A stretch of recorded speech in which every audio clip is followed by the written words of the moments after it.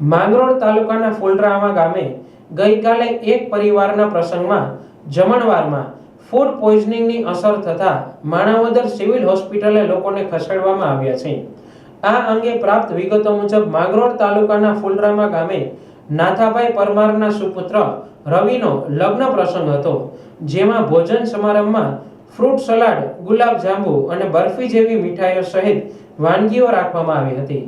હું પરમાર નાથાભાઈ ભજાભાઈ ગામ ફુલરામા મારા પુત્ર રવિનો લગ્ન તારીખ 5/5/2025 બુધવારે માંડવો હતો। સાંજના જમણવારમાં ગુલાબજાંબુ, બરફી અને ફ્રૂટ સલાડ, શાક, રોટલી, ભજીયા, ચટણી એ આઈટમ બનાવેલ હતી।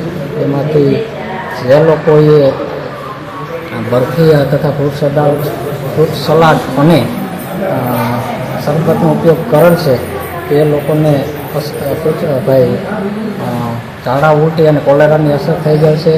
તારીખ 7/5/2000 રાતના 11 વાગ્યાથી અમે એક પછી એક જેમ ગાડી મળી એ રીતે અમે માણાવદર સિવિલ હોસ્પિટલમાં દાખલ થયેલ છે।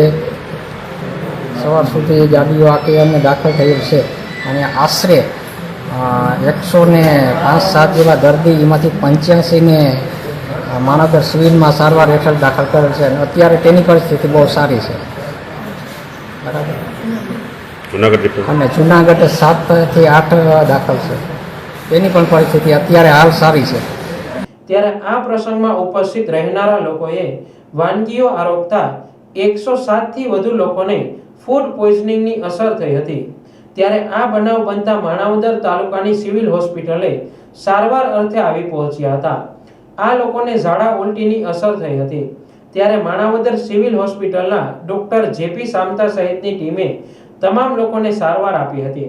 જે.કે. મુછડિયા, પૂર્વ સરપંચ પાદરડી, તારીખ 7ના ફુલરામા મુકામે મારા ભાણેજના લગ્ન પ્રસંગમાં યોજાયેલ ભોજન સમારંભમાં ફૂડ પોઈઝનિંગની અસર થતાં તાત્કાલિક રાતના 11 વાગ્યે અમે લોકોએ માણાવદર પ્રાથમિક આરોગ્ય કેન્દ્રમાં દર્દીઓને રિફર કરતા આશરે 85 દર્દીઓને સારવાર આપવામાં આવેલ છે અને 7 થી 8 માણસોને અમે જુનાગઢ હોસ્પિટલમાં દાખલ કરેલ છે। માણાવદર પ્રાથમિક આરોગ્ય કેન્દ્રના સ્ટાફે એક સરાહનીય કામગીરી કરી છે અને અહીં આવતા માણસોને જે દર્દીઓ હતા એની તાત્કાલિક સારવાર કરી છે અને તાત્કાલિક જિલ્લા લેવલે જાણ કરતાં જિલ્લાની આરોગ્ય ટીમ પણ આજે માણાવદર અને માંગરોળ આપણે જે ફુલરામા ગામે પણ 108 અને તબીબી ટીમ પહોંચી ગઈ છે અને ડૉક્ટર સાહેબની બહુ સરસ કામગીરી હતી, જેને લીધે જે સમસ્યા ગંભીર બનવાની હતી એમાં ઘણો સુધારો આવ્યો છે। ખૂબ ખૂબ અભિનંદન અમે જે ભાઈ પ્રાથમિક આરોગ્ય કેન્દ્ર માણાવદરને આપીએ છીએ। જેમાંથી 7 થી 8 લોકોને વધુ અસર થતા જુનાગઢ રિફર કરવામાં આવ્યા હતા। ત્યારે આ ફૂડ પોઈઝનિંગની ઘટના બનતા જુનાગઢ જિલ્લા આરોગ્ય ટીમના ડોક્ટર લાખાણી તથા તેમની ટીમ દ્વારા ફુલરામા ગામની મુલાકાત લઈને આ ઘટના કેવી રીતે બની છે તેની તપાસ હાથ ધરી છે।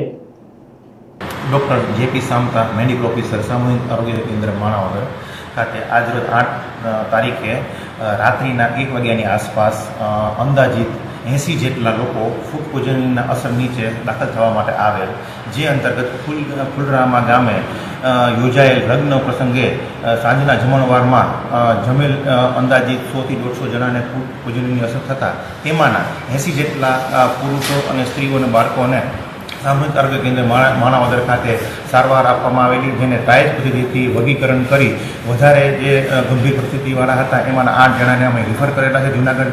ત્યાં એ લોકો ભયમુક્ત છે અને અત્યારે પણ અહીં જે દાખલ દર્દીઓ છે તે લોકો પણ અત્યારે ભયમુક્ત છે અને એમને દવા આપી અને પછી અમે એને રજા આપીશું।